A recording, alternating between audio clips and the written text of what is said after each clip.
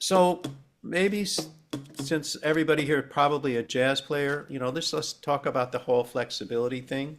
Yeah. Okay, let's talk about the low register. Can't really see my low register, my horn, but when you get to a bigger mouthpiece, okay, you get down to like an F. And then a lot of people notice that, wow, if I kind of pull my jaw back and cover the reed with my lip, I get this thing called a subtone. Oh, that's a really easy way to play the low notes. Ooh.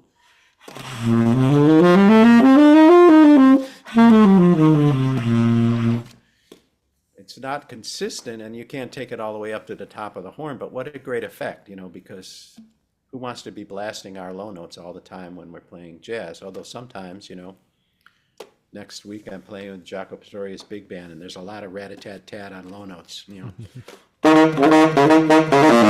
that stuff, So you can't be playing that like a subtone. But if you're going to play body and soul, you're definitely going to want to play that like a subtone. So subtone is taking less reed and letting that kind of feeling, you can't force it out. You find this feeling where you can just woof out the low notes. Way less reed, almost so that your tongue couldn't touch the reed. Even take your top teeth off.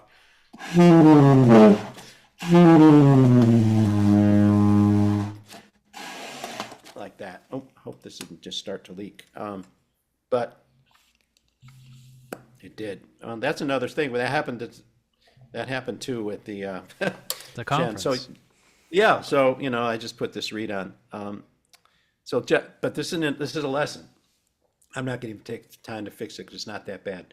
It's an important lesson. All right. So my subtone didn't want to work, and you noticed I took the mouthpiece off, and I trying to suck the air out of the mouthpiece, and the reed won't stay closed. So that means that the reed is not flat on the bottom. Or it could mean that it's just a little dried out and it's not getting a good seal, but probably the reed is not flat. And what happens with reeds, they're thick in the middle, so they swell up and they get a little round and they don't sit flat on your mouthpiece. And then people might throw those reeds away, but all they really need to do is be flattened a little bit. I think actually this one might just need a little spit on the face of the reed. And I still got a subtone, but I felt it. And even with this, because the air is leaking out of the sides, the air is leaking out of here. So you don't want that to happen. No, it's still pretty far off, but I don't want to go over to my desk and get sandpaper. And yes, you can take a razor blade or a reed knife and just kind of scrape on the back, or you can put it on glass and sandpaper until it's flat. But I'm still getting it to work, so I'm gonna go ahead. It's still working, but I can feel like not quite that friendly.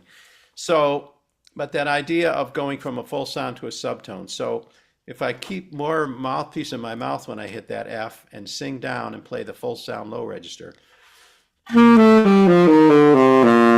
or I go to subtone.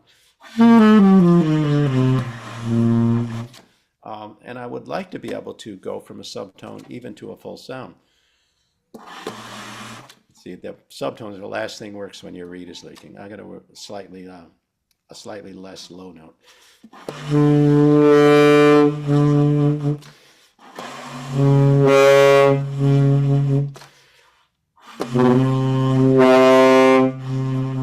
All right, so I'd struggle with it just a little bit, but more reed, open sound, less reed, subtone. All right, so I build up that flexibility in the low register. And then, if I'm playing a jazz ballad, like I want to play body and soul or something, I can head down into that subtone.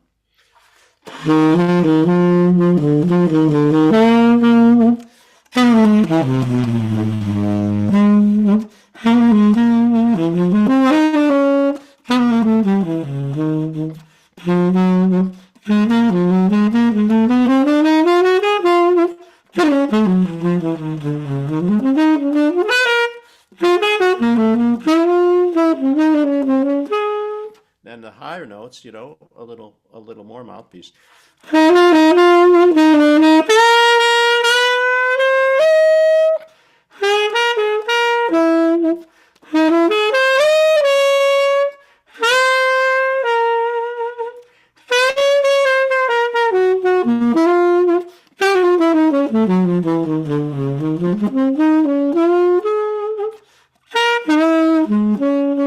And that kind of ability to really color the sound is all about, the way you play jazz. And if you want, I mean, you could play it really smooth and pretty. You could,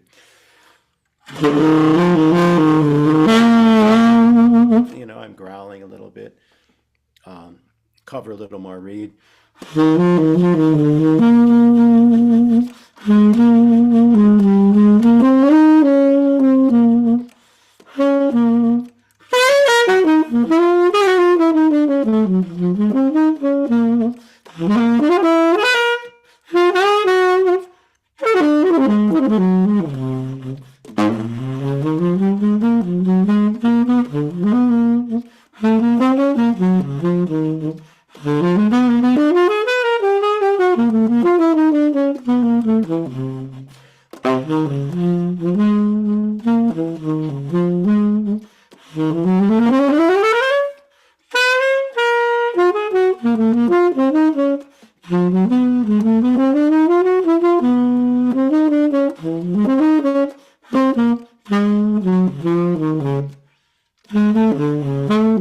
And you go to the bridge. But that ability to like, wow, go, whoa, and then just woof, woof, woof, that's just, you want to be like a jazz singer. If you were to play classical music that way, it would not be appropriate at all, so that is a whole different value.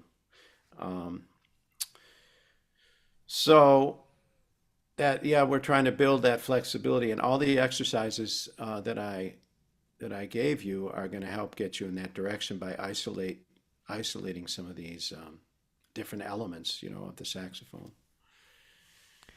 So we Right. have any questions or? Yeah. Okay.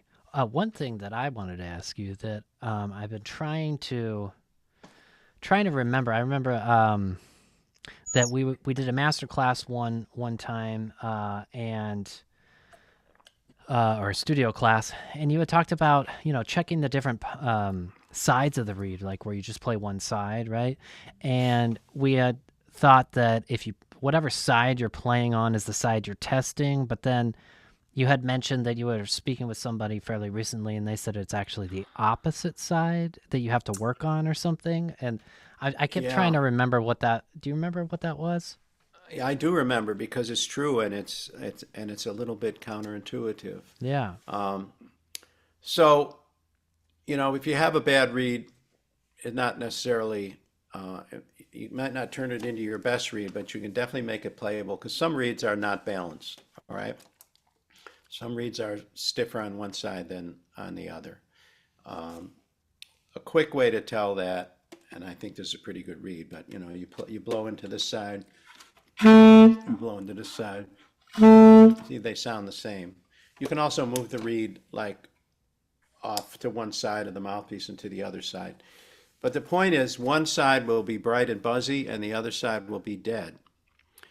And then the first thing people think of is like, well, the dead side must be like too hard, right? I have to like work on the dead side and make it nice and bright and buzzy. No, the reason the dead side is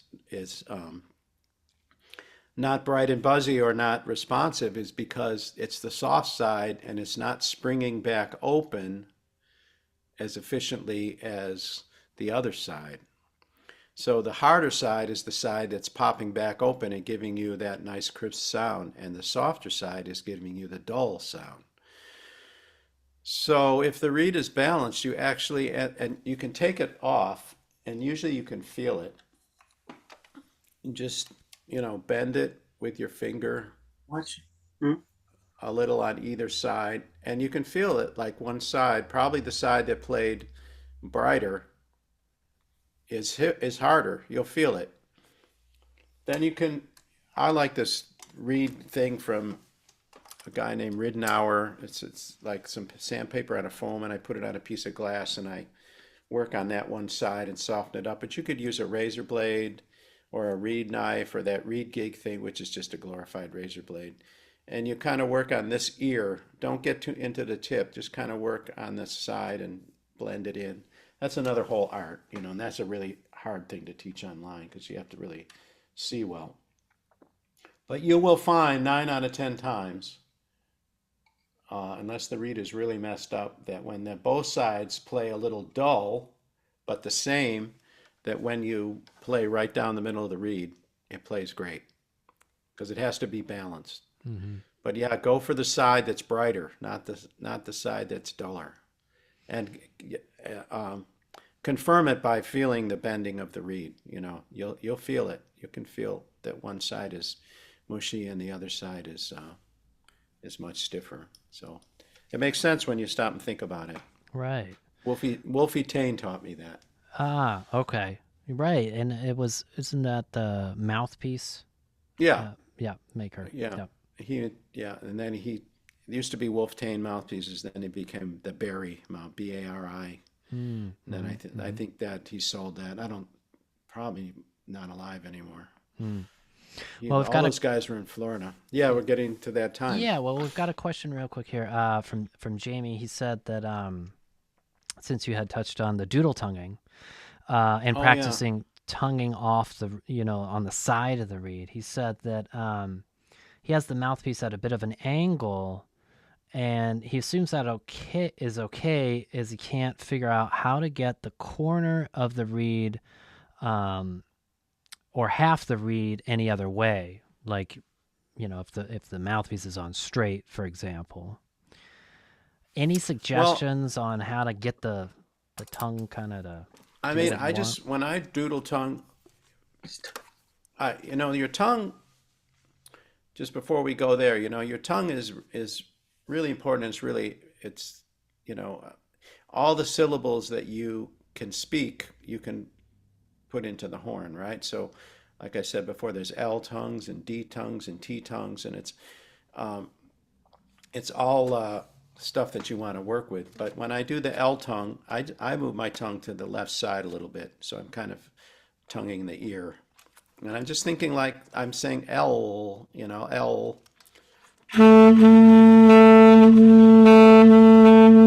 And my tongue dances around the reed a lot. I there's this baseline tonguing that I showed everybody that you want to be able to do. But when it comes to playing, that tongue is like bouncing all over the place, doing all sorts of things, especially if you're playing jazz.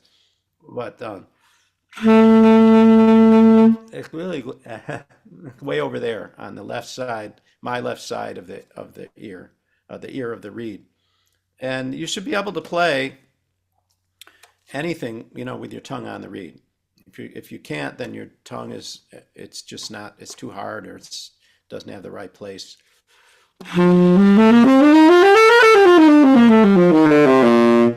So it's way over to the side actually.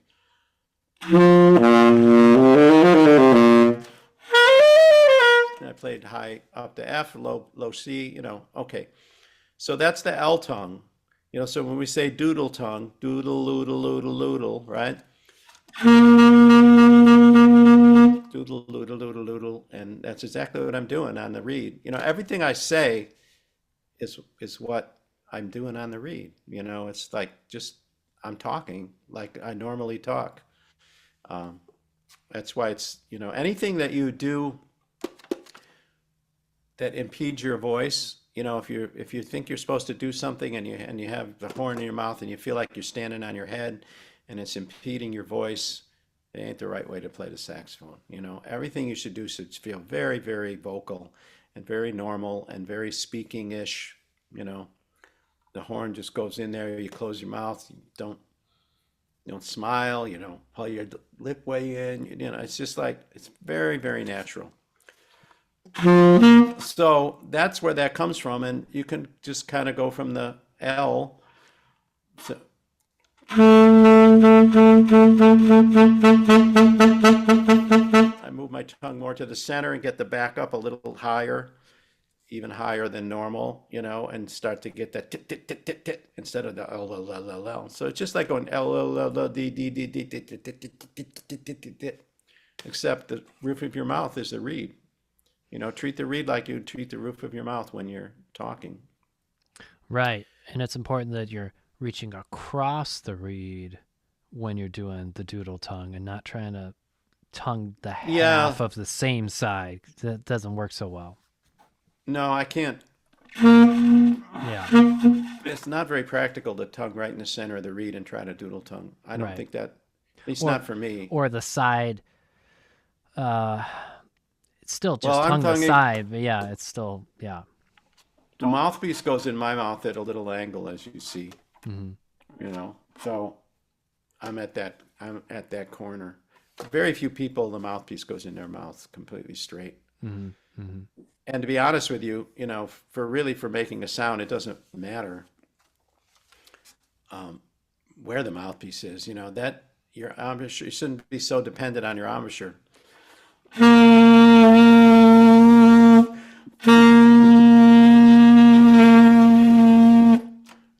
I mean, That's it's all awesome. about that. It's all about the reed vibrating. Don Menza did that back when I was in my 20s. I saw him do that. It's just like, yeah, of course. And then I realized that all good jazz players do that. And you can play over here.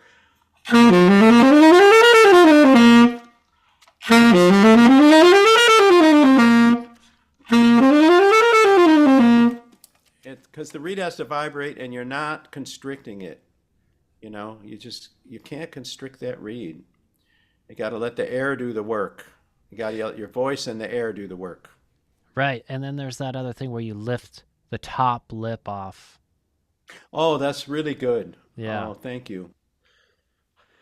Always forget something. So, yeah, get the heavy metal bebop album, and you'll see Michael Brecker doing this on the back cover because it was a Joe Allard exercise. So, if your air is really centered and your embouchure is not too tight, you should be able to like play with your lip up. You're going to leak a little air, but it should have no effect on your tone.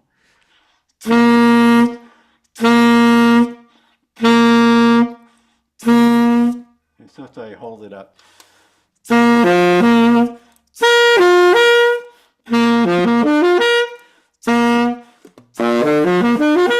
You leak a little air, that's normal because, it's not sealed up. But if you completely lose your tone when you lift your lip up, that means that you're smiling because you can't lift your lip up and smile. Try it, you know. It won't work, But if you're frowning, you can do that. Just think fa, or fee is probably better to get the tongue up. But that F syllable, um, forward, fa, there's a lot of different words. Fa. F is a good one. Yeah. And then, yeah, you do it with your hand first.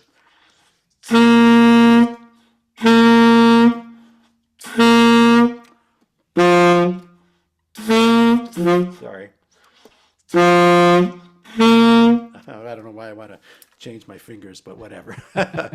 um, but yeah, that's a big one, and I find that that's a real challenge, for people who are their embouchure is way too involved. The idea of thinking that the tone comes from your face. It's like thinking the tone of a violin comes from the bridge. Hmm. The tone comes from the string, it comes from the violin. The bow is the air. The bridge is just that support mechanism that gets the string singing and the violin resonating to the singing string. And all your embouchure can do is provide force, and all it needs is enough force to start the reed in vibration, and absolutely no more. If you think,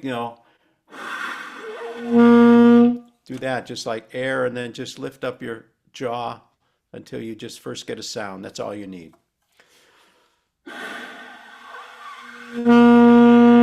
There it is. And no more. So this idea of, coaxing your face, and there are muscles that are built, but they're not these power corners. They're just they're down in here, and they don't really do anything except keep your lip from smiling. Right. Um, I remember you telling me the name of the game is to get the reed to vibrate.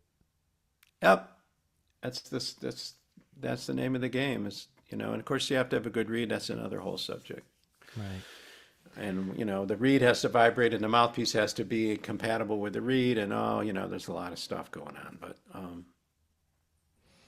yeah, Yeah. Well, that was fantastic, Gary. I mean, um, it's you know, there aren't that many people that I have found that really know how to explain how the instrument actually works. There's so many great players out there, but they don't know how to explain how to actually play the saxophone or play the reed. It's or it's very